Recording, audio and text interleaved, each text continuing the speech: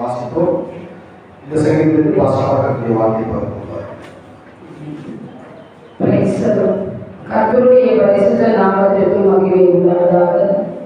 ஆண்டவராகிய இயேசு கிறிஸ்துவின் நாமத்தினாலே இக்காலை பொழுதிலும் தேவ சமூகத்தில் வந்திருக்கிற ஒவ்வொரு பிள்ளைகளுக்கும் வாழ்த்துக்களையும் சோதனைகளையும் தெரிவித்துக் கொள்கிறேன். நான் வாசித்ததான இந்த வேத பகுதி 89ஆம் சங்கீதம் 1 முதல் 52 வசனங்கள் வரைக்கும் சொல்லப்பட்டிருக்கிறது. இந்த சங்கீத பகுதியை பார்க்கும் பொழுது கர்த்தரின் மாறாத கிருபைகளை குறித்து சொல்லப்பட்டிருக்கிறது. எஸ்ரனாகிய ஏகானினுடைய மஸ்கில் என்ற போதக சங்கீதமாக இருக்கிறது. மேசியாவாகிய இயேசு கிறிஸ்துவை குறித்து சொல்லப்பட்டதான தீர்க்க தரிசன சங்கீத பகுதியாக இருக்கிறது. இந்த சங்கீத பகுதியில் நம்முடைய தியானத்திற்கு எடுத்துக்கொண்டதான வசனங்கள் 89ஆம் சங்கீதம் 17ஆம் வசனத்தின் பிற்பகுதியும் 24ஆம் வசனத்தின் பிற்பகுதியும் நாம் வாசிப்போம். உம்முடைய தயவினால் எங்கள் கொம்பு உயரும், என் நாமத்தினால் அவன் கொம்பு உயரும். ஹல்லேலூயா. இந்த 2 இடங்களிலும் கொம்புகள் உயரும் என்கிறதான வார்த்தை பயன்படுத்தப்படுகிறது. அவருடைய தயவினாலும் அவருடைய நாமத்தினாலும் தேவ பிள்ளைகளாகிய நாம் ஒவ்வொருவரும் உயர்த்தப்படுகிறோம் என்பதை குறித்து இந்த வேத பகுதியிலே சொல்லப்பட்டிருக்கிறது. தேவ பிள்ளைகள் தினந்தோறும் நாம் ஜெபிக்க வேண்டிய ஜெபத்திலே பார்க்கும் பொழுது உமது வாக்கின்படி உமது தயவும் உமது ரட்சிப்பும் எனக்கு வருவதாக என்று நாம் ஜெபிக்கிறவர்களாக இருக்க வேண்டும். 119ஆம் சங்கீதத்திலே 41ஆம் வசனம் சொல்லப்பட்டிருக்கிறது. தேவ பிள்ளைகள் அவருடைய நாமத்தின் நிமித்தம் கர்த்தர் நம்மை ஆதரித்து அவர் கிருபை நலமானதினாலே நம்மை விடுவித்தருளுகிற தேவனாக இருக்கிறார். ஹல்லேலூயா. தேவ பிள்ளைகள் ஒவ்வொருவரும் கர்த்தரை நோக்கி அவருடைய இரக்கத்திற்காக அவருடைய தயவுக்காக நாம் கர்த்தரிடத்திலே செபிக்கிறவர்களாக இருக்க வேண்டும். தேவனாகிய கர்த்தர் நம் ஒவ்வொருவரையும் ரட்சித்து விடுதலையாக்குகிற தேவனாக இருக்கிறார். ஹல்லேலூயா. அவருடைய தயவினாலும் அவருடைய நாமத்தினாலும் நாம் உயர்த்தப்படுகிறோம். ஹல்லேலூயா. எப்படி நாம் உயர்த்தப்படுகிறோம் என்பதை பார்க்கும்போது தீத்துவின் 23ஆம் அதிகாரம் 4-5 வசனங்களை பார்க்கும்போது இங்கு அப்போஸ்தலனாகிய பவுல் உத்தம குமாரனாகிய தீத்துவுக்கு எழுதும் பொழுது இப்படியாய் எழுதுகிறார். நம்முடைய கர்த்தராகிய தேவனுடைய தயவையும் எல்லா மனுஷர் மேலும் அன்பும் பிரசன்னமான போது என்று பார்க்கிறோம். தேவனுடைய தயவு எல்லா மனுஷர் மீதும் அன்பாக பிரசன்னமானது என்று பார்க்கிறோம். தேவனுடைய தயவு நமக்கு இருந்ததினாலே ஆண்டவராகிய இயேசு கிறிஸ்து உலகத்திலே பிரசன்னமானார் என்று பார்க்கிறோம். நாம் செய்த நீதியின் கிரியைகள் நிமித்தம் அவர் நம்மை ரட்சிக்கவில்லை என்று பார்க்கிறோம். தமது இரக்கத்தின்படியே மறுஜென்மம் ஒழுங்கினாலும் பரிசுத்தாவின் புதிதாக்குதலினாலும் அவர் நம்மை ரட்சித்திருக்கிறார் என்று பார்க்கிறோம். ஒவ்வொருவரும் தேவ இரக்கத்தினாலே தேவனுடைய தயவினாலே நாம் ரட்சிக்கப்பட்டிருக்கிறோம் என்பதை குறித்து பார்க்கிறோம். அவரால் என்று வேறொருவரால் ரட்சிப்பில்லை என்று பார்க்கிறோம். ஆக தேவ பிள்ளைகள் ஒவ்வொருவரை அவர் ரட்சித்திருக்கிற தேவனாக இருக்கிறார். எபேசியர் 2ஆம் அதிகாரம் 6ஆம் வசனத்திலே கிறிஸ்து இயேசுவுக்குள் அவர் நம்மிடத்தில் வைத்த தயவினாலே தம்முடைய கிருபையின் மகா மேன்மையான ஐஸ்வரியத்தை விளங்க செய்வதற்காக அவரோடு கூட நம்மை எழுப்பி அவரோடு கூட உட்காரம் செய்தார் என்று பார்க்கிறோம். ஹல்லேலூயா. மகா மேன்மையான ஐஸ்வரியத்தை தேவனாகிய கர்த்தர் நம்மிடத்தில் விளங்க செய்தார். நம்மேல் வைத்த அந்த தயவினாலே என்று பார்க்கிறோம். தேவ பிள்ளைகள் ஒவ்வொருவரும் அவருடைய நாமத்தினாலே நாம் கழுவப்பட்டவர்களாக இருக்கிறோம். அவருடைய நாமத்தினாலே பரிசுத்தமாக்கப்பட்டவர்களாக இருக்கிறோம். அவருடைய நாமத்தினாலே நாம் நீதிமான்களாக்கப்பட்டிருக்கிறோம் என்று பார்க்கிறோம். எபேசியர் 1ஆம் அதிகாரம் 6ஆம் வசனத்தில்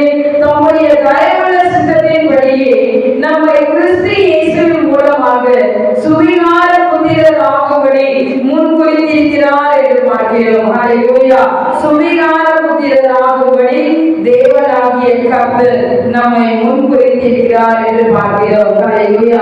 இந்த சங்கீத பகுதியை பார்க்கும்போது தாவீதுக்கு ஆண்டவராகிய இயேசு கிறிஸ்துவுக்கும் உள்ள ஒற்றுமைகளை குறித்து நாம் பார்க்கிறோம். ஹல்லேலூயா.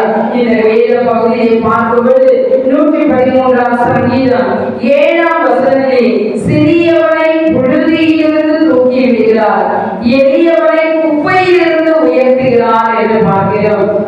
தேவனாகிய கர்த்தருடைய பிள்ளைகள் சிறியவனாய் இருந்தாலும் எளியவனாய் இருந்தாலும் தேவனாகிய கர்த்தர் நம்மை உயர்த்துகிறவராக இருக்கிறார். ஹல்லேலூயா, ஹல்லேலூயா. பூமியின் கடிகாரத்தில் இருந்தாலும் மனுஷனால் மறக்கப்பட்டிருந்தாலும் தேவனாகிய கர்த்தர் உன்னை உயர்த்துவதற்கு வல்லவராக இருக்கிறார். 107ஆம் சங்கீதம் 41ஆம் வசனத்திலே எளியவனையோ சிறுமையில் இருந்து எடுத்து அவனை உயர்ந்த அடைக்கலத்திலே வைத்து அவனுடைய வம்சங்களை மந்தையை போல் ஆக்குகிறார் என்று சொல்லப்படுகிறது.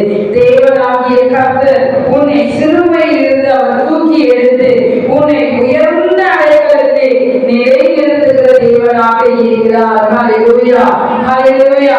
உதாரணமாய் பார்க்கும்போது தாவீதுக்கு தேவனாகிய கர்த்தர் தயவு செய்தார் என்று பார்க்கிறோம். 2 சாமுவேல் புத்தகத்திலே 7ஆம் அதிகாரம் 21ஆம் வசனத்தை நாம் வாசிப்போம். ஹல்லேலூயா. 2 சாமுவேல் புத்தகம் 7ஆம் அதிகாரம் 21ஆம் வசனத்தை நாம் வாசிப்போம். உம்முடைய வாக்குத்தத்தத்தின்படியே உம்முடைய சித்தத்தின்படியேயும் இந்த பெரிய காரியங்கள் எல்லாம் உமது அடியாருக்கு அறிவிக்கும்படி தயவு செய்தீர் என்று பார்க்கிறோம். இங்கு தாவீது ராஜாவுக்கு ஆலயத்தை கட்ட வேண்டும் என்கிறதான விருப்பம் இருக்கும் பொழுது நாத்தான் தீர்க்கதரிசி மூலமாக தேவனாகிய கர்த்தர் உனக்கு ஒரு வீட்டை கட்டி தருவார் என்று, உன்னுடைய சிங்காசனத்தை நான் நிலைக்க பண்ணுவேன் என்று, உன்னுடைய ராஜபாரம் எந்த நாளிலும் நிலைத்திருக்கும் என்பதை குறித்து வாக்குத்தத்தத்தின் நிமித்தமோ சித்தத்தின்படியோ பெரிய காரியங்கள் எல்லாம் அவனுக்கு அறிவித்தார் என்பதை நாம் பார்க்கிறோம். இந்த தாவீதை குறித்து நாம் பார்க்கும் பொழுது இந்த தாவீது பெத்லகேமிலே ஒரு சிறிய குடும்பத்தை சேர்ந்தவனாக இருக்கிறான். ஹல்லேலூயா. ஈசாயின் குடும்பத்திலே கடைசியாக பிறந்தவனாக இருக்கிறான். ஹல்லேலூயா. ஆனால் தேவனாகிய கர்த்தரோ அவனை தெரிந்து கொண்டார். ஆடுகள் மேய்ந்திருந்ததான அவனை கர்த்தர் அரசனாக மாற்றினார் என்று பார்க்கிறோம். சிறியவனை புழுதியில் இருந்து அவர் எடுத்து எளியவனை குப்பையிலிருந்து கர்த்தர் உயர்த்துகிறார் என்று பார்க்கிறோம். 89ஆம் சங்கீதம் 19ஆம் வசனத்திலிருந்து 20ஆம் வசனம் வரைக்கும் நாம் பார்க்கும்போது சகாயம் செய்யத்தக்கதான சக்தியை ஒரு சௌரியமான் மேல் வைத்து ஜனத்தில் தெரிந்து கொள்ளப்பட்டவனை கர்த்தர் உயர்த்தினேன் என்று என் தாசனாகிய தாவீதை கண்டுபிடித்தேன், பரிசுத்த தைலத்தினாலே அவனை அபிஷேகம் பண்ணினேன் என்று பார்க்கிறோம். ஹல்லேலூயா. சகாயம் செய்யத்தக்கதான ஒரு சக்தியை வைத்தார். ஜனத்திலே அவனை தேவனாகிய கர்த்தர் தெரிந்து கொண்டார். ஹல்லேலூயா, ஹல்லேலூயா, ஹல்லேலூயா, ஹல்லேலூயா. தேவ பிள்ளைகள் இங்கே பெத்லகேமிலே இருக்கிற ஜனங்களுடைய மத்தியிலே ஈசாயின் குடும்பத்தை கர்த்தர் தெரிந்து கொண்டார். ஈசாயின் குமாரர்களை பார்க்கும்போது தாவீதை அவர் தெரிந்து கொண்டார் என்று பார்க்கிறோம். அவர் தேவனாகிய கர்த்தருடைய பிள்ளைகள் இஸ்ரவேல் என்கிற என் ஜனத்திற்கு அதிபதிகளாய் இருக்கும்படி ஆடுகள் பின்னே நடந்ததான உன்னை ஆட்டு மந்தையை வெட்டி எடுத்து நீ போன எவ்விடத்திலும் உன்னோடு இருந்து உன் சத்துருக்கள் எல்லாம் உனக்கு முன்பாக நிர்மூலமாக்கி பூமியில் இருக்கிற பெரியோர்களின் நாமத்திற்கு ஒத்ததான ஒரு நாமத்தை உனக்கு உண்டாக்கியேன் என்று 2 சாமுவேல் புத்தகத்திலே 7ஆம் அதிகாரம் 8-9 வசனங்களிலே சொல்லப்பட்டிருக்கிறது. ஹல்லேலூயா. ஜனங்களுக்கு இஸ்ரவேல் ஜனங்களுக்கு அதிபதியாய் இருக்கும்படி தேவனாகிய கர்த்தர் தாவீதை தெரிந்து கொண்டு ஒரு பெரிய நாமத்தை அவனுக்கு தருவித்தார் என்று பார்க்கிறோம். ஹல்லேலூயா. தேவனாகிய கர்த்தர் தாவீதை தெரிந்து கொண்டு கர்வலாய்களின் பின்னே நடந்ததான அவனை தம்முடைய ஜனமாகிய இஸ்ரவேலை பார்க்கிறோம். அவனும் தம்முடைய பிள்ளைகளை எப்படி நடத்தினார் என்று பார்க்கும்போது தன் இருதயத்தின் உண்மையின்படி வைத்து கைத்திறமையினாலே அவர்களை நடத்தினார் என்று பார்க்கிறோம். ஹல்லேலூயா. தேவ பிள்ளைகள் ஒவ்வொருவரையும் அவர் உயர்த்துகிற தேவனாக இருக்கிறார். ஹல்லேலூயா, ஹல்லேலூயா, ஹல்லேலூயா. தேவ பிள்ளைகள் ஒவ்வொருவரும் நாம் கர்த்தராலே தினம் தினம் உயர்த்தப்பட்டு கொண்டே இருக்கிறோம். ஹல்லேலூயா. எப்படி நாம் உயர்த்தப்படுகிறோம் என்று பார்க்கும்போது அவரை விசுவாசிக்கிற ஒவ்வொரு தேவ பிள்ளைகள் உயர்த்தப்படுகிறார்கள் என்று பார்க்கிறோம். யோவான் சுவிசேஷ புத்தகத்தை நாம் வாசிக்கும் பொழுது 3ஆம் அதிகாரம் 15வது வசனத்தை நாம் வாசிப்போம். தன்னை விசுவாசிக்கிறவன் எவனோ அவன் கெட்டு போகாமல் நித்திய ஜீவனை அடையும்படிக்கு உயர்த்தப்பட வேண்டும். ஹல்லேலூயா, ஹல்லேலூயா. முழு மனிதர்களும் அழிவிலே வாழ்ந்திருக்கும் பொழுது பிதாவாகிய தேவன் தம்முடைய ஒரே பேரான குமாரனை விசுவாசித்தபடி அவரால் நித்திய ஜீவன் ஜனங்களுக்கு உண்டாயிருக்கும்படி தம்முடைய குமாரனை அனுப்பி உலகத்தில் அன்பு கொண்ட தேவன் தாமே குமாரனை விசுவாசிக்கிறவன் கெட்டு போகாமல் நித்திய ஜீவனை அடைய வேண்டும். ஹல்லேலூயா.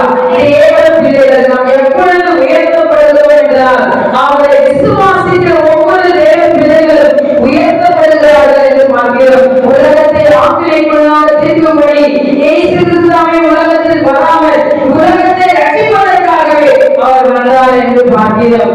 ஆக தேவனாகிய கர்த்தருடைய பிள்ளைகள் நாம் ஒவ்வொருவரும் உயர்த்தப்படுகிறோம். தாவீதுடைய வம்சத்தில் தான் ஆண்டவராகிய இயேசு கிறிஸ்து வெளிப்பட்டார் என்று பார்க்கிறோம். ஆண்டவராகிய இயேசு கிறிஸ்து இவ்வுலகத்தில் வரும் பொழுது ஒவ்வொரு மக்களுக்கும் பாவ மன்னிப்பையும் மனம் திரும்புதலையும் அருள்வதற்காகவும் அதிபதியாக இரட்சகராகவும் பிதாவாகிய தேவன் அவரை உயர்த்தினார் என்று பார்க்கிறோம். அவர் இவ்வுலகத்தில் வெளிப்படும் பொழுது மனுஷகுமாரனாக வெளிப்பட்டார் என்று பார்க்கிறோம். பிலிப்பியர் நிருபத்திலே 2ஆம் அதிகாரம் 6ஆம் வசனத்திலிருந்து 11ஆம் வசனம் வரைக்கும் தேவனுடைய ரூபமாய் இருந்து தேவனுக்கு சமமாய் இருப்பதை கொள்ளையாடிய பொருளாக எண்ணாமல் தம்மை தாமே வெறுமையாக்கி அடிமையின் ரூபம் எடுத்து மரண பரியந்தமும் சிலுவையில் மரண பரியந்தமும் தம்மை தாமே அவர் வெறுமையாக்கினார் என்று பார்க்கிறோம். தம்மை தாமே வெறுமையாக்கி அடிமையின் ரூபம் எடுத்து மனுஷ ரூபமாய் காணப்பட்டு சிலுவையில் மரண பரியந்தமும் தம்மை தாமே அவர் தாழ்த்தினார் என்று பார்க்கிறோம். இப்படி தாழ்த்து தேவன் தாமே தம்மை தாமே அவரை தாழ்த்தி சிலுவையில் மரண பரியந்தம் தாழ்த்தி இருந்தார். நாம் ஒவ்வொருவரும் உயர்த்தப்படுகிறோம். அவரும் உயர்த்தப்பட்டார். எல்லாவற்றிற்கும் மேலாக தேவனாகிய கர்த்தர் அவரை உயர்த்தி நாங்கள் யாவும் அவரை அறிக்கையிடும்படி முழங்கால் யாவும் முழங்கும்படி எல்லா நாமத்திற்கும் மேலான ஒரு நாமத்தை அவருக்கு தந்ததினார் என்று பார்க்கிறோம். ஹல்லேலூயா. அப்போஸ்தலரின் புத்தகத்தை நாம் பார்க்கும்போது 5ஆம் அதிகாரம் 31ஆம் வசனத்திலே பார்க்கும்போது இஸ்ரவேலுக்கு மனம் திரும்புதலையும் பாவ மன்னிப்பையும் வாங்குகிறதற்காக அவரை அதிபதியாக இரட்சகராகவும் தமது வலதுகரத்தினாலே உயர்த்தினார் என்று பார்க்கிறோம்.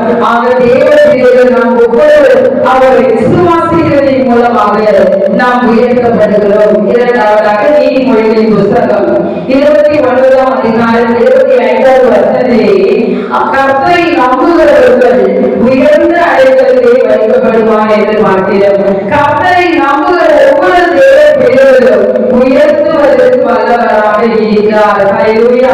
அவருடைய நாமத்தை அறிந்திருக்கிறவர்களை உயர்த்துகிறார். கொண்டு வந்தார் சங்கீதம் 14ஆம் வசனத்தின் பின்பகுதியிலே என் நாமத்தை அவர் அறிந்திருக்கிறபடியினாலே அவரை உயர்ந்த அடைக்கலத்திலே வைப்பேன் என்று பார்க்கிறோம். ஆக தேவ பிள்ளைகள் நாம் ஒவ்வொருவரும் கர்த்தரை விசுவாசிப்பதன் மூலமாகவும் கர்த்தரை நம்புவதன் மூலமாகவும் அவருடைய நாமத்தை அறிந்திருப்பதன் மூலமாகவும் மேலும் மேலும் நாம் உயர்த்தப்படுகிறோம். ஏற்ற காலத்திலே கர்த்தர் நம்மை உயர்த்துவதற்கு வல்லவராக இருக்கிறார். தேவனாகிய கர்த்தருடைய பிள்ளைகள் அவருடைய தயவினாலும் அவருடைய நாமத்தினாலும் நாம் உயர்த்தப்படுவோமாக.